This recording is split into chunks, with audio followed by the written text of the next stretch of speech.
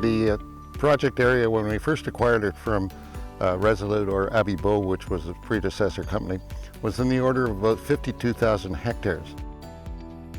What we've done since that time, or after the initial acquisition, is we've acquired an additional 29,000 hectares, which include claims in Mahaffey Township, McDermott Township, and of course the claims that we staked up in Bradford and Calder Townships.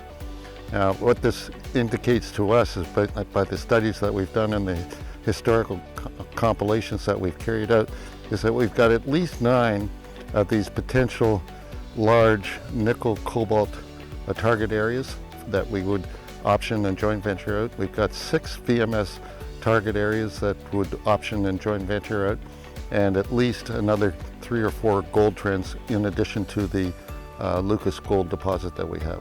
The one thing that attracted us to this project area was that, one, it was very, very large. It was very underexplored, certainly in the north. Its location was only 2-3 kilometers north of the Kidd Creek mine, or at least the southern boundary. And the Kidd Creek is a massive mine. It's been in production for now 60 plus years. It's produced about 160 million tons of good grade base metals. And a VMS mega deposit such as it is normally associated with other satellite deposits. Now, one of the reasons that this total project area is as underexplored as it is largely due to the fact that there's very little to no outcropping anywhere, and there's overburden coverage over the extent of the property area. In Kingsmill Township, we were first attracted to the Project 81 as a result of a drill hole that came back from Inco that was drilled in 1960 with a 1,265-foot intersection of 0.3 nickel. You got to remember that in 1960, nickel prices were sub $1, and you're looking at something that was obviously not economic at that time.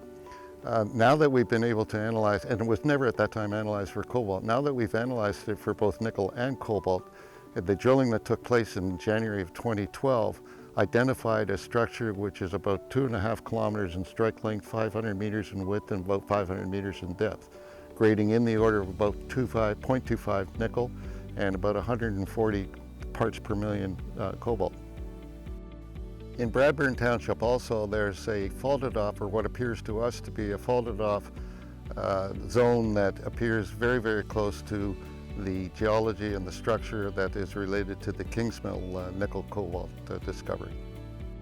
Calder Township is a township that we staked together with Bradburn, and the point of Calder is that there's been very little to no work carried out in Calder Township.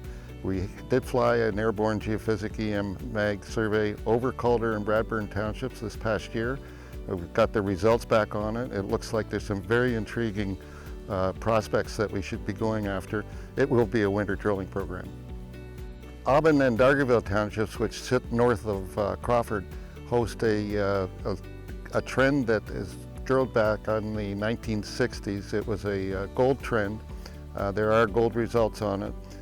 We're just in the process of compiling all of the data on that, and we should be looking for a partner to come in with respect to taking the next round of exploration out on it. There are also a couple of nickel targets in Dargaville Township as well.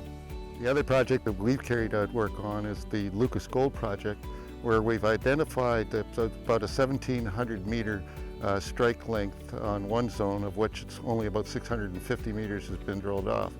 There are an additional 5-6 parallel zones which are going to need to be drilled.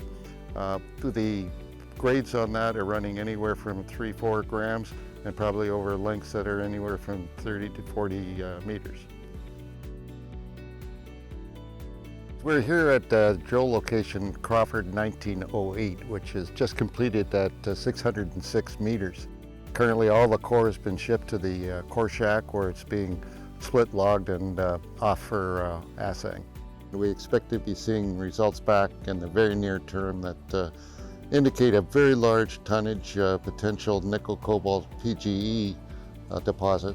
And we're in the process right now of consolidating a 100% interest in the Crawford nickel target, or nickel cobalt target, into Canada Nickel, forming Canada Nickel. And we're very, very hopeful, bringing in the new management with Mark Selby and his team, that we're going to see this project moved down the road. Our goal over the next 36 months is to have something in the order of 8, maybe 10 project participants or option and joint venture partners, and with an object of anywhere from $15 to $20 million in the next round of drilling exploration carried out over the project area.